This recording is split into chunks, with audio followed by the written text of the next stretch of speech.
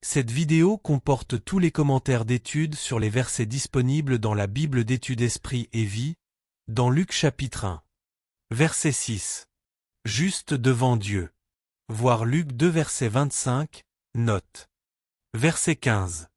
Rempli de l'Esprit Saint. Notez les conséquences de la plénitude de l'Esprit dans la vie et le ministère de Jean. Par la puissance du Saint-Esprit. Premièrement, sa prédication convainc les gens de péché, les conduit à la repentance et les ramène à Dieu, versets 15 à 17, voir Jean 16 verset 8, note.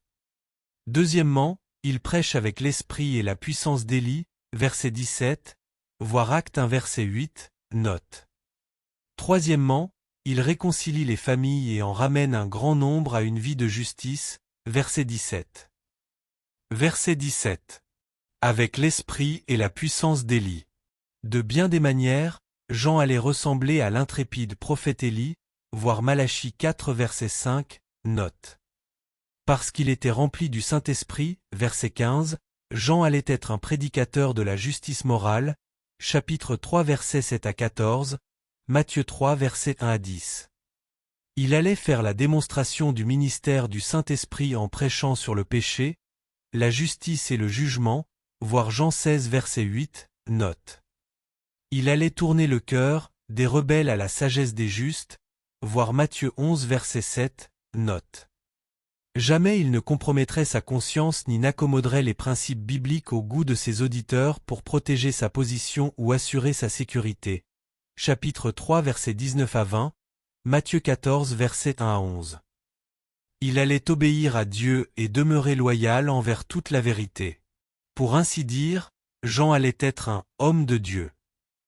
Verset 17. Des pères vers les enfants. L'un des plus grands péchés du peuple de Dieu, dans l'Ancien Testament, avait été l'incapacité des pères d'aimer suffisamment leurs fils et leurs filles pour leur enseigner les voies et les commandements de Dieu, voir Malachie 4 verset 6, note.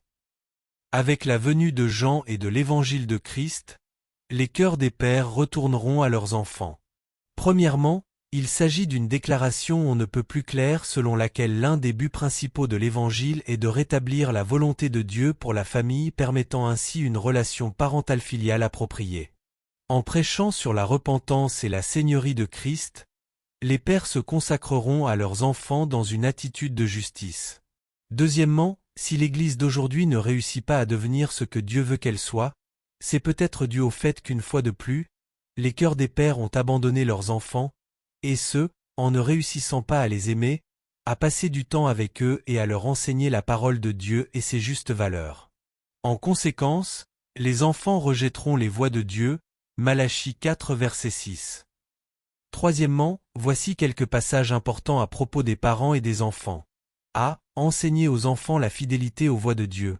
Exode 10 verset 2, 13 verset 8, Deutéronome 4 verset 9 à 10, 6 verset 6 à 25, 11 verset 18 à 21, Psaume 78 verset 5 à 8, Ésaïe 38 verset 19, Joël 1 verset 3, Éphésiens 6 verset 4, 1 Thessaloniciens 2 verset 11, b. Aimer et corriger les enfants, Psaume 103 verset 13, Proverbe 3 verset 12, 13 verset 24, 23 verset 13 à 14, Malachie 4 verset 6. Luc 11 verset 11 à 13, 2 Corinthiens 12 verset 14, Éphésiens 6 verset 4, Colossiens 3 verset 21, 1 Thessaloniciens 2 verset 11, 1 Timothée 3 verset 4 à 5 et verset 12, 5 verset 8, Tite 2 verset 4, Hébreux 12 verset 7, c. Prier pour ses enfants. Genèse 17 verset 18, 2 Samuel 12 verset 16, 1 Chronique 22 verset 11 à 12, 29 verset 19, Job 1 verset 5, Éphésiens 3 verset 14 à 19. Voir Jean 17 verset 1, note sur la prière modèle d'un père pour ses enfants, voir aussi l'article intitulé Parents et enfants. Verset 28. Toi à qui une grâce a été faite. Si, de toutes les femmes, Marie a été choisie pour être la mère de Jésus, les auteurs du Nouveau Testament n'indiquent jamais qu'elle doit être adorée ou priée, ou qu'elle doit bénéficier de titres particuliers. Marie mérite notre respect, mais seul son Fils mérite notre adoration. Premièrement, remarquez que Marie a été choisie parce qu'elle a trouvé grâce auprès de Dieu, voir Genèse 6 verset 8. Sa vie humble et pieuse a plu à Dieu au point qu'il l'a choisie pour cette tâche des plus importantes, voir 2 Timothée 2 verset 21. Deuxièmement, la bénédiction de Marie lui a apporté une grande joie, mais aussi beaucoup de souffrance et de douleur, voir chapitre 2 verset 35, car son fils allait être rejeté et crucifié. Dans ce monde, l'appel de Dieu implique toujours bénédiction et souffrance, joie et tristesse, succès et déception. Verset 35. Le Saint-Enfant. Luc et Matthieu déclarent explicitement et indubitablement que Jésus est né d'une vierge, verset 27, Matthieu 1 verset 18 et verset 23, note. Le Saint-Esprit devait venir sur Marie et l'enfant serait conçu uniquement grâce à un acte miraculeux et divin. En conséquence, Jésus serait saint, c'est-à-dire exempt de toute souillure du péché. Pour en savoir plus à ce sujet, voir l'article intitulé Jésus et le Saint-Esprit. Verset 38.